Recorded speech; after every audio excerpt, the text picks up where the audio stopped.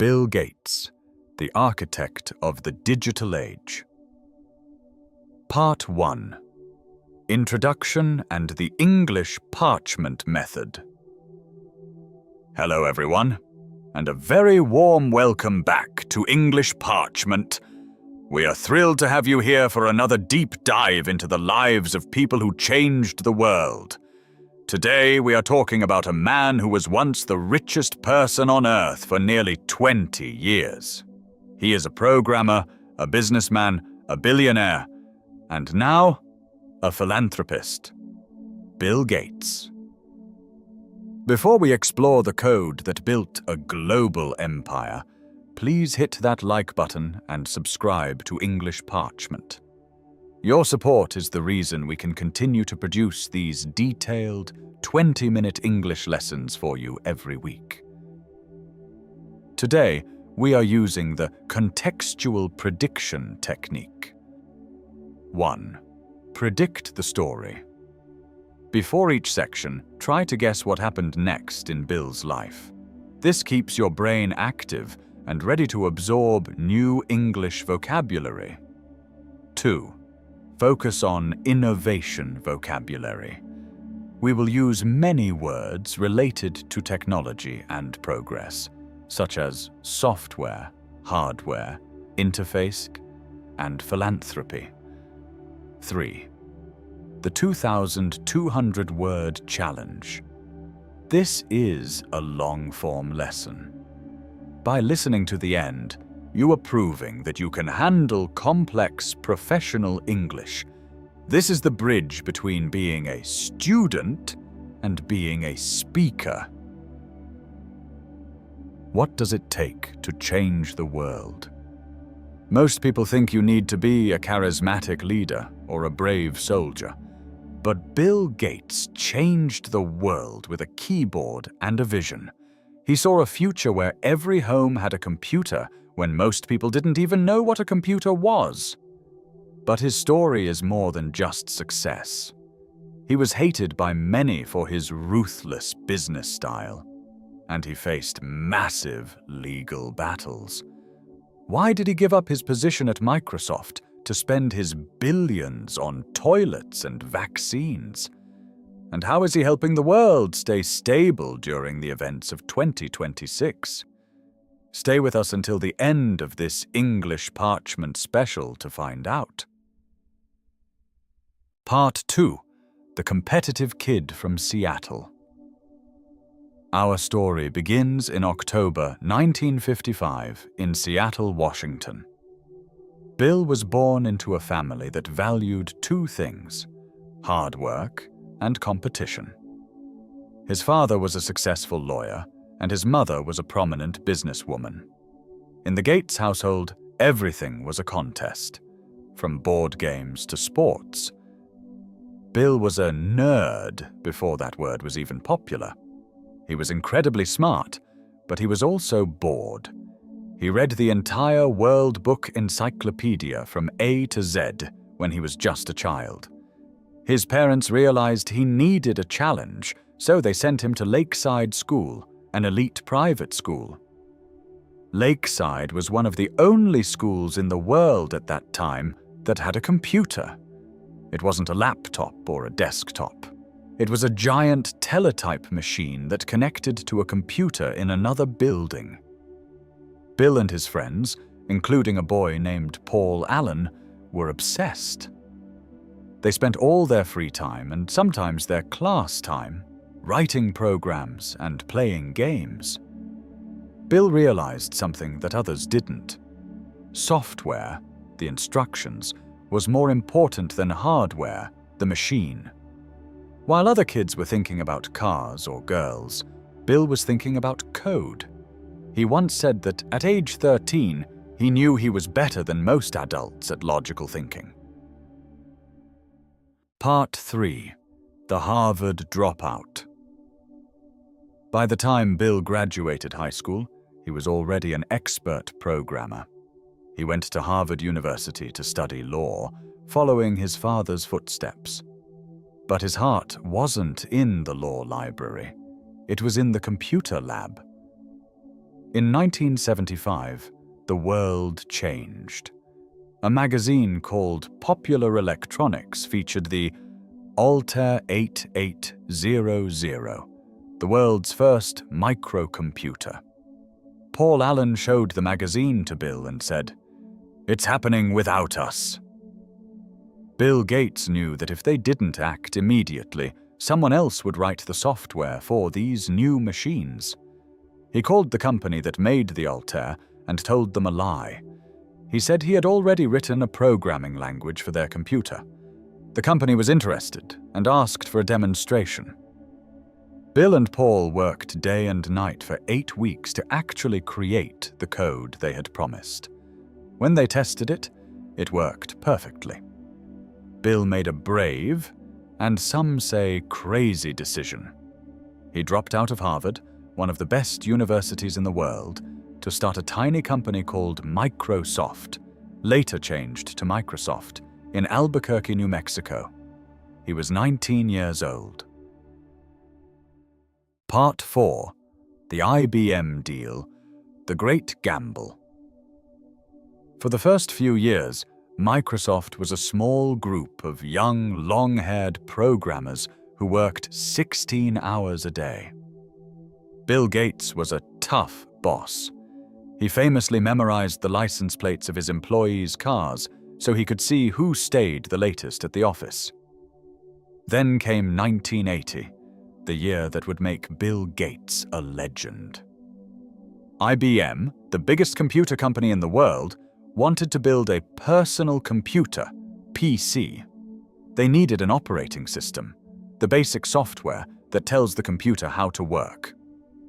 Bill Gates did something brilliant. He didn't actually have an operating system. Instead, he bought one from another small company for $50,000, polished it, and renamed it MS-DOS. But here was the magic move. He didn't sell the software to IBM. Instead, he licensed it to them. This meant that IBM paid Microsoft for every computer they sold. But more importantly, it meant that Microsoft owned the software, and they could sell it to other companies too. IBM thought the money was in the hardware. Bill Gates knew the money was in the brain of the machine. Within a few years, MS-DOS became the standard for almost every PC in the world. Part 5. Windows and the Global Empire. While MS-DOS was successful, it was difficult to use. You had to type complex commands into a black screen. Bill Gates saw that the future was visual. He wanted a screen with icons, folders, and a mouse. In 1985, Microsoft released Windows 1.0. It wasn't an immediate success, but Bill kept improving it. By 1990, with the release of Windows 3.0, Microsoft became the dominant force in technology. They also created Office, Word, Excel, and PowerPoint, which changed how every business in the world operated. Bill Gates was now a billionaire, and Microsoft was a monopoly. This means they were so powerful that they didn't have any real competition. Bill was known for being ruthless. If a small company came up with a good idea, Bill would either buy them or create a Microsoft version of that idea and give it away for free to destroy them. He was the king of the tech world, but he was also becoming a villain in the eyes of the public. Part 6. The Antitrust Trial and a Change of Heart. In the late 1990s, the US government decided that Microsoft was too powerful. They took Bill Gates to court in a famous antitrust trial. The government argued that Microsoft was using its power to stop innovation and control the internet. The trial was a disaster for Bill's image. Videos of his testimony showed him being arrogant and difficult. The court eventually ruled that Microsoft was an illegal monopoly and even tried to break the company into two pieces. Although Microsoft eventually won the appeal and stayed together, the experience changed Bill Gates. He realized that being the richest man and the toughest boss wasn't enough. He was getting older, he had children, and he started to think about his legacy. A legacy is what you leave behind after you are gone. He started to spend more time with his wife, Melinda, thinking about how their money could do more than just build faster computers. Part 7. The Bill and Melinda Gates Foundation. In 2000, Bill stepped down as the CEO of Microsoft. In 2008, he left his daily job at the company entirely. He decided to give away almost all of his $100 billion fortune through the Bill and Melinda Gates Foundation. He didn't just give money to charity. He treated charity like a software problem. He looked for the biggest bugs in the world and tried to fix them. Disease? He spent billions to help eradicate polio and malaria. Sanitation? He invented a toilet that doesn't need water or a sewer system, which could save millions of lives in developing countries. Education? He invested in schools and scholarships for students around the world. He became a nerd for the world. He spent his time reading about vaccines, soil quality, and clean energy. He traded his business suits for casual sweaters and became a respected voice on global health.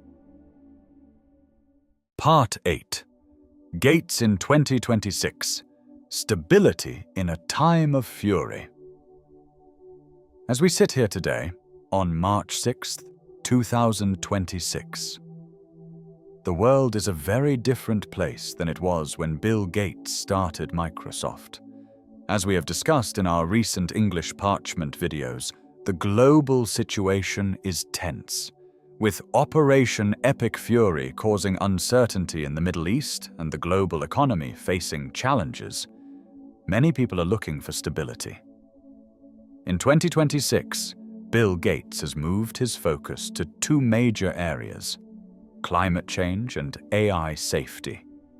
Through his company, Breakthrough Energy, he is investing in new types of nuclear power and green steel to stop global warming. He is also one of the leading voices talking to governments about how to make sure artificial intelligence remains a tool for good, especially during times of war. Even during the current military conflicts, Gates has been working to ensure that global food supplies and vaccine distributions are not interrupted.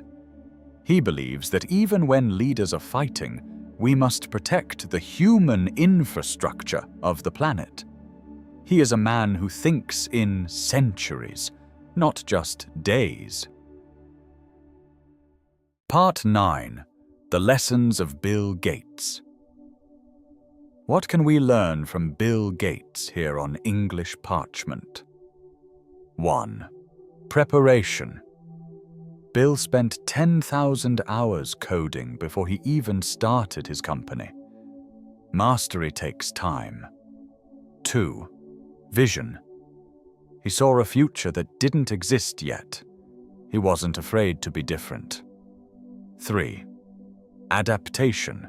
He went from a ruthless businessman to a compassionate giver.